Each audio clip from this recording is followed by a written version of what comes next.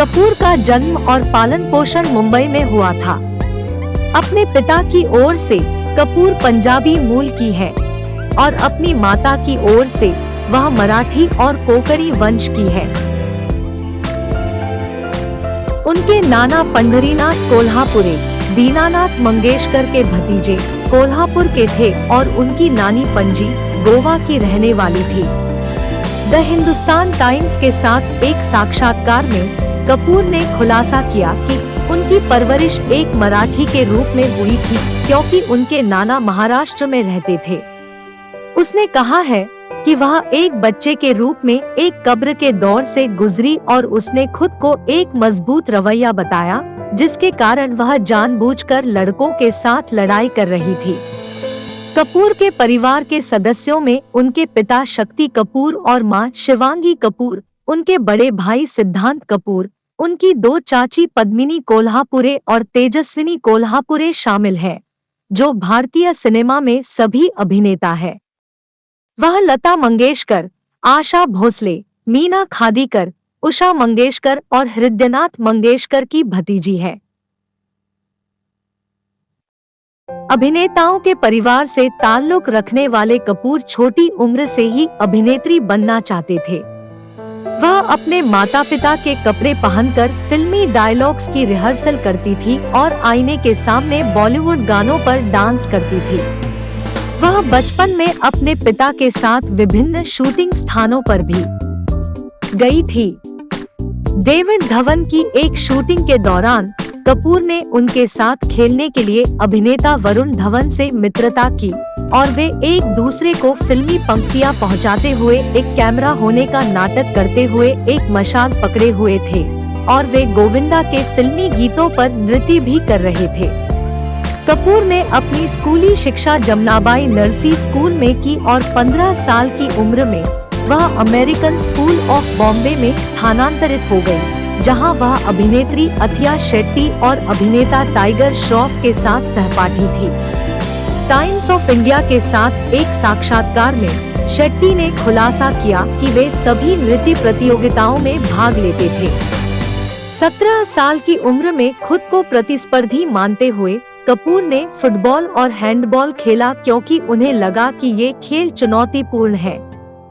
जब 2016 में the Hindustan times द्वारा साक्षात्कार किया गया तो कपूर और श्रॉफ दोनों ने स्वीकार किया कि स्कूल में उनका एक दूसरे पर क्रश था, लेकिन उन्होंने कभी एक दूसरे को प्रस्ताव नहीं दिया।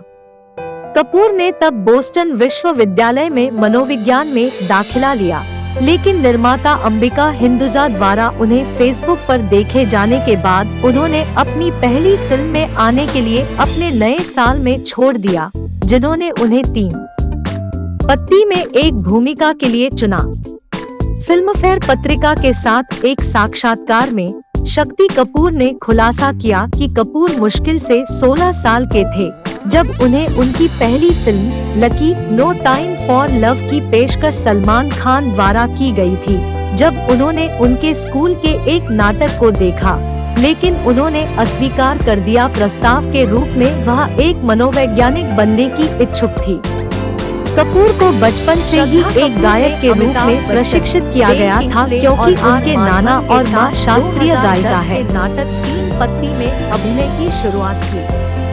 उन्होंने एक कॉलेज गर्ल की भूमिका निभाई। फिल्म को आमतौर पर नकारात्मक समीक्षा मिली, हालांकि उनके प्रदर्शन को बेहतर रूप से प्राप्त किया गया था। रेडिफ कॉम के लिए लेखन प्रीति अरोड़ा ने कहा कि हालांकि थोड़ी कच्ची, उसमें बहुत संभावनाएं हैं। निखत काज़मी ने समीक्षा की, श्रद्धा कपूर एक तेजतर्रार युवा के रूप में एक दिलचस्प शुरुआत करती है, जो स्लीज के लिए अपनी विशेषताओं को पूरी तत्परता के साथ बहाती है। कपूर को सर्वश्रेष्ठ महिला पदार्पण के लिए फिल्मफेयर पुरस्कार के लिए नामांकित किया गया था, लेकिन फिल्म बॉक्स ऑफिस पर अच्छा प्रदर्शन करने में विफल रही। अपनी शुरुआत के बाद उन्होंने यश राज फिल्म्स के साथ 3 फिल्मों का अनुबंध किया और ताहा शाह के साथ उनकी 2011 की किशोर कॉमेडी लव का द एंड में अभिनय किया। 35 कपूर ने एक किशोर छात्रा की मुख्य भूमिका निभाई जो अपने प्रेमी को धोखा देने के बाद उसके खिलाफ साजिश रचती है। फिल्म ने बॉक्स ऑफिस पर खराब प्रदर्शन किया और आलोचकों से मिश्रित समीक्षा प्राप्त की। हालांकि श्रद्धा कपूर के प्रदर्शन को सकारात्मक आलोचनात्मक स्वागत मिला। तरण आदर्श ने लिखा, श्रद्धा एक रहस्योद्घाटन है जो आपको आत्मविश्वास से भरे प्रदर्शन से अनजान रखता है। वह अनुक्रम में विद्युतीकरण करती है जब वह अपने प्रेमी के सच्चे इरादों को जानने के बाद टूट जाती है। उनके प्रदर्शन के लिए कपूर को सर्वश्रेष्ठ अभिनेत्री का स्टारडस्ट सर्चलाइट अवार्ड मिला।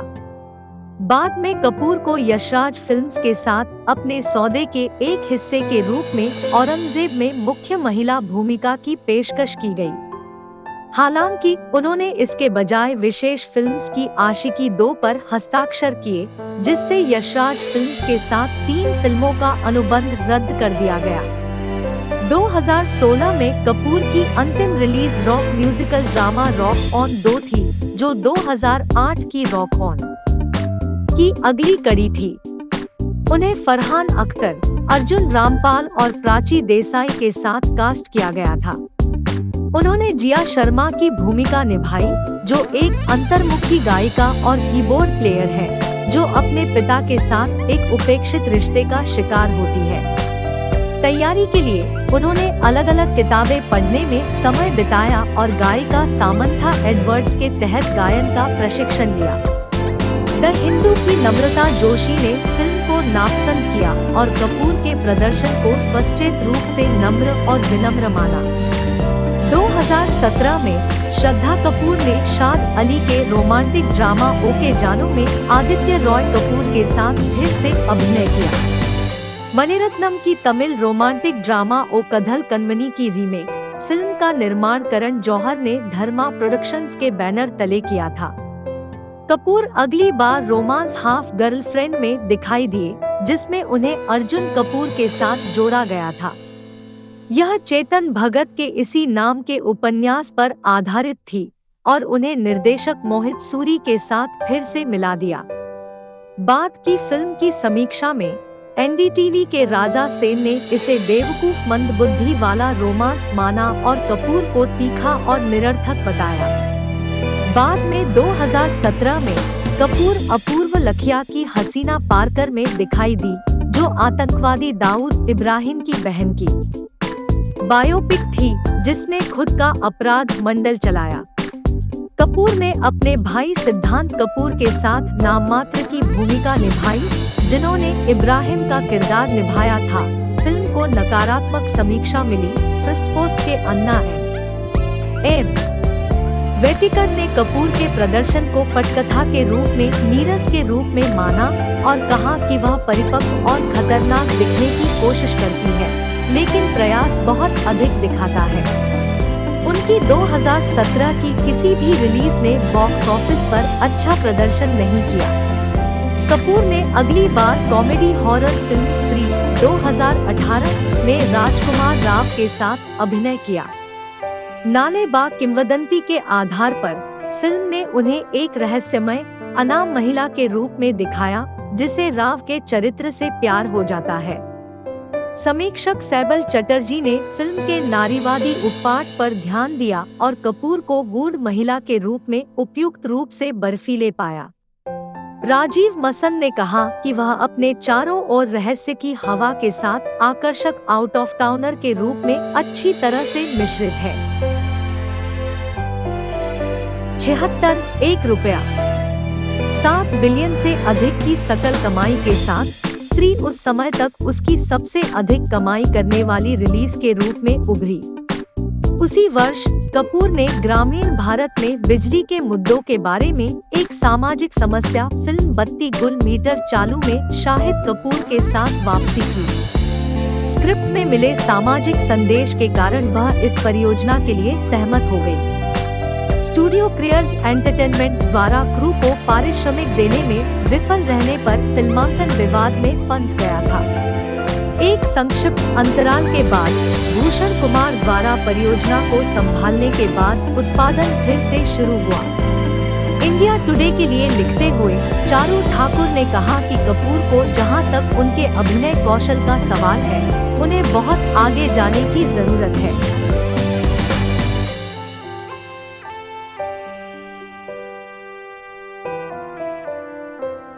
श्रद्धा कपूर बैडमिंटन खिलाड़ी साइना नेहवाल की बायोपिक में अभिनय करने के लिए प्रतिबद्ध थी, जिसका निर्देशन अमोल गुप्ते ने किया था, लेकिन कुछ दिनों तक फिल्मांकन करने के बाद उन्होंने शेड्यूलिंग संघर्ष का हवाला देते हुए इस परियोजना से बाहर कर दिया। उन्होंने सुजीत की त्रिभाषी एक्शन फिल्म साहो में प्रभास के साथ प्रमुख महिला की भूमिका निभाकर 2019 की शुरुआत की। 3.5 बिलियन का बजट, यह निर्मित सबसे महंगी भारतीय फिल्मों में से एक है। मिड डे के लिए एक तीखी समीक्षा में मयंक शेखर ने अपने हिस्से को बल्कि पीला और व्यर्थ के रूप में खारिज कर दिया। फिल्म के तमिल और तेलुगु संस्करणों ने अच्छा प्रदर्शन नहीं किया, लेकिन इसका हिंदी संस्करण व्यावसायिक रूप से सफल रहा। उनकी अगली फिल्म रिलीज नितेश तिवारी की छिछोरे थी, जो कॉलेज जीवन के बारे में एक कॉमेडी ड्रामा थी, जिसमें सुशांत सिंह राजपूत सहकलाकार थे। मिंट की उदिता झुनझुनवाला ने इसे हॉस्टल लाइफ के लिए जीवंत श्रद्धांजलि करार दिया और कहा कि एक स्केच भूमिका के बावजूद कपूर एक चलती और दिलकश प्रदर्शन देता है। दुनिया भर में ₹2 बिलियन से अधिक की कमाई के साथ यह फिल्म उनकी सबसे सफल फिल्मों में से एक के रूप में उभरी। कपूर ने dance film street dancer 3D 2020 में धवन के साथ फिर से जुड़कर नए दशक की शुरुआत की, जिसे नम्रता जोशी ने अभेद्य प्रदर्शन का संकलन कहा। इसने व्यावसायिक रूप से अच्छा प्रदर्शन नहीं किया। इसके बाद उन्होंने आध्यात्मिक सीक्वल बागी 3 में श्रॉफ के साथ दोबारा काम किया। COVID-19 महामारी के कारण थिएटर बंद होने के कारण इसने व्यावसायिक रूप से कमजोर प्रदर्शन किया।